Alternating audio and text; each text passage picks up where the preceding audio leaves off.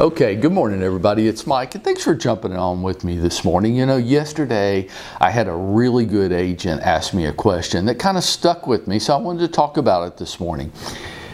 The agent asked me, I'm starting to feel a little burned out. What do I do about that?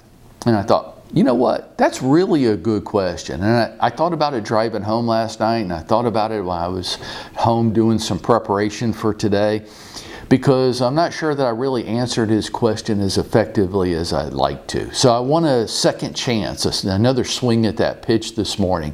If you've ever felt a little burned out, maybe it's not burnout, maybe it's lethargic. Maybe you just don't feel real motivated and inspired today. Maybe, you know how you go through phases like I'm really into it and now I'm not so into it at all. As a matter of fact, I'm bored with this, I'm tired of it, I just don't feel a zest for it. And we feel like maybe something's wrong, like maybe I need to take a break, maybe I need to get away. You know what I say to all that? Well, maybe you do need a break. Maybe you need to take a little getaway, a little weekend getaway to kind of recharge. That's all realistic. But mostly I just think that we're human, right? So everything's not going to be a constant upward trend. And I think that there's so much BS out there telling us that social media is bad about this, right? Everybody's living this big, beautiful life except me. Folks, you're only seeing, I know we intellectually know this, right? But we're only seeing the things they want us to see. We don't see the daily struggles and tribulations that they have in their life. We just see them sitting on the beach having what looks to be a great time. You don't necessarily know that it's a great time. You don't really know that they can afford it. You just kind of wonder why they're sitting on the beach and you're not. Or they talk about your big why. Like you're supposed to have some burning drive, motivational force that makes you spring out of bed in the morning and attack the world with zest. Well, some days, okay, occasionally, I call that motivated Mike. It's just motivated Mike doesn't show up that often.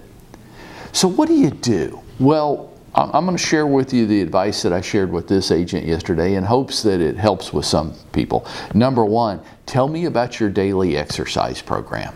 Now look, before a lot of you just totally tune out on me, give it a second here. I'm going to try to show you why it's so important. And it's not that you have a beach body. I don't care whether you have a beach body or not. If you want to, that's great. If you don't, I don't care if you have ripped abs. Here's what I care about. That you have a way of processing your stress and your emotions every day. That you're not trying to get away from the stress. You're not trying to control what happens to you. You just have a really effective way of dealing with it. And if you don't have a 45 to 60 minute exercise program every day, that get your heart rate up a little bit, it's going to be really hard for your body to process out the stress and emotions that you're going to feel just as a course of being alive.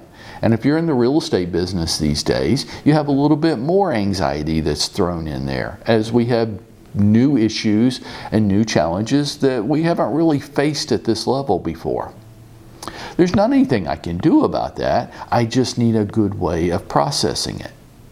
So if you feel a little burnout, if you feel a little overwhelmed, then the first thing I have to say is, well, tell me about your daily exercise program. And if you don't have one, that's going to be my first go-to.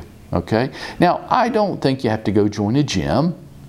I don't think you have to get into CrossFit. I think it can be something just as simple as going for a 45-minute walk at a brisk pace. Go as fast as you can without losing your breath. And do that with your spouse, significant other, maybe your kids. Get out and go for a walk after dinner at night, or get up a little bit earlier in the morning and go for a brisk walk. Now, the second part is, let's talk about diet. Because I don't want to sound like your mom here, but like if you're putting a lot of crap in your body, sugar, salt, right? Fat, This makes it harder on your body. Now it's got to fight through all that stuff too. And are you drinking enough water every day?